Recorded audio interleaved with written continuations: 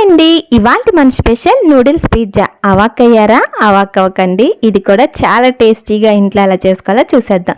ముందుగా వీడియోలో చూపించినట్టుగా నూడిల్స్ని ఇలా కుక్ చేసుకుని వడకట్టేసి తర్వాత ఒక గిన్నెలోకి తీసుకోవాలి. ఇందులోకి 2 కోడిగుడ్లు, క్యారెట్ ముక్కలు, ఉల్లిపాయ ముక్కలు, పచ్చిమిరకాయ, క్యాప్సికమ్ ఇలా వెజిటేబుల్స్ ఏముంటే అవన్నీ వేసుకుని నూడిల్స్ మసాలా కూడా వేసుకుని బాగా మిక్స్ చేసిన తర్వాత లైట్గా సాల్టు అలాగే చీజ్ ఫ్లేక్స్ కూడా మార్కెట్లో దొరుకుతాయండి.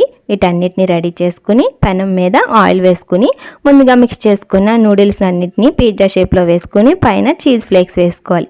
మన ఇష్టం అండి, ఎక్కువ కావాలంటే ఎక్కువ వేసుకోవచ్చు. చీజ్ చూసారా 10 నిమిషాల తర్వాత కుక్ అయిపోయింది. ఇంకొక 5 నిమిషాలు లో ఫ్లేమ్లోనే కుక్ చేసుకోండి, లేదంటే అడుగు మాడిపోతుంది అనమాట.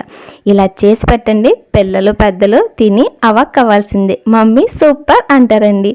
నచ్చిందన్న వీడియో నచ్చితే మాత్రం ఒక లైక్, ఒక షేర్ అలాగే సబ్స్క్రైబ్ చేయడం మాత్రం మర్చిపోకండి ప్లీజ్ అండి. ఓకే అండి, బాయ్.